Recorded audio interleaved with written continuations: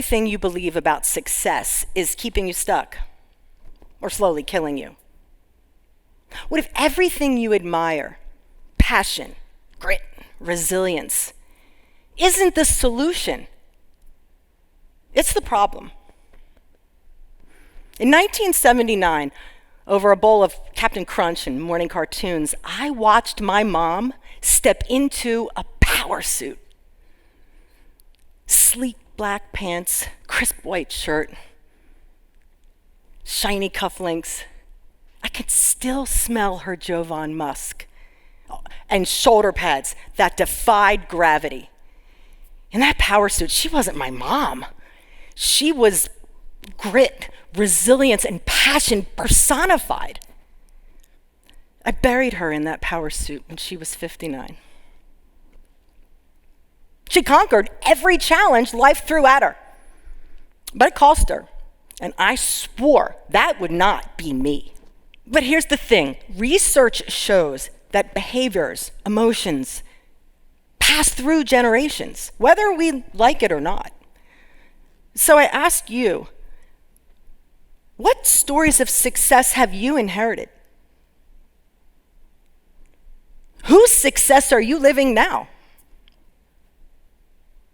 In 2019, my 6-year-old daughter asked me, "Mommy, if karate is so good for me, why don't you do it?" Oh, I can still feel that. And I remember thinking, are you going to be the do as I say, not as I do, Mom? And I could have made a million excuses, but instead I made a choice.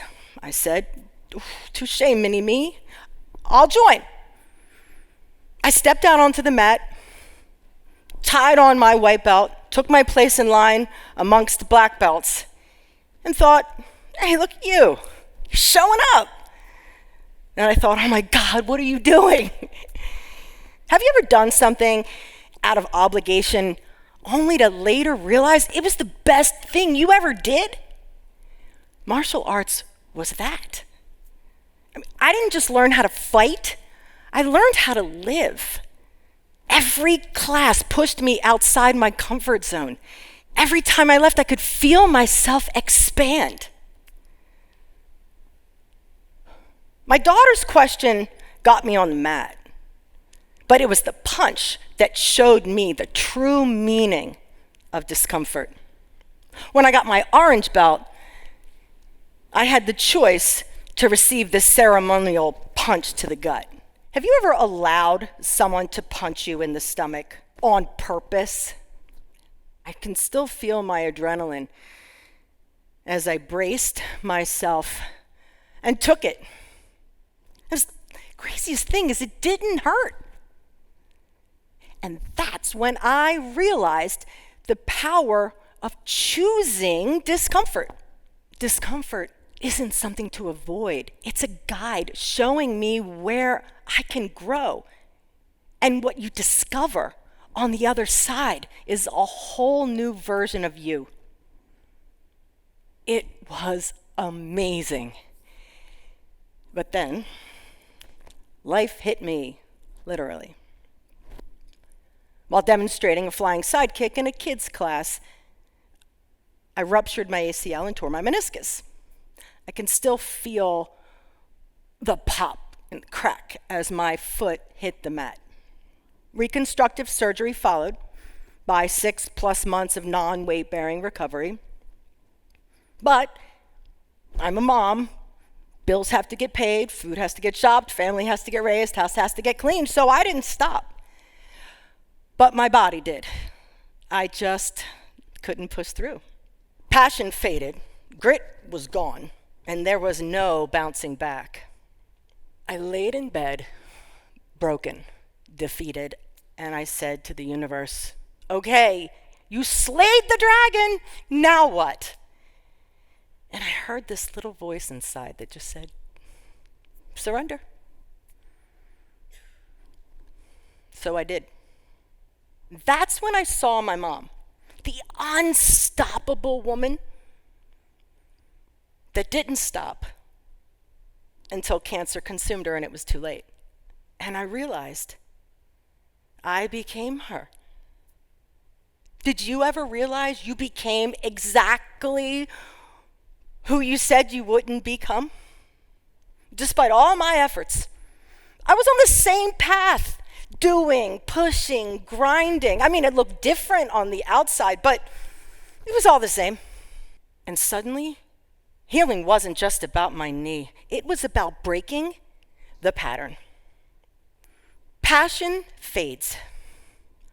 Grit dries up. And resilience, it just keeps you in survival mode. The solution? Choose discomfort on purpose and grow through it. This injury forced me to confront the truth. I had been chasing external titles, achievements, but I wasn't aligned within. So I shifted from control to acceptance, from achievement to transformation. Discomfort stopped being the enemy and it became the guide. Discomfort isn't in the way. It's on the way. Through this journey, I realized discomfort isn't an obstacle, it's a signal guiding you to where you need to grow.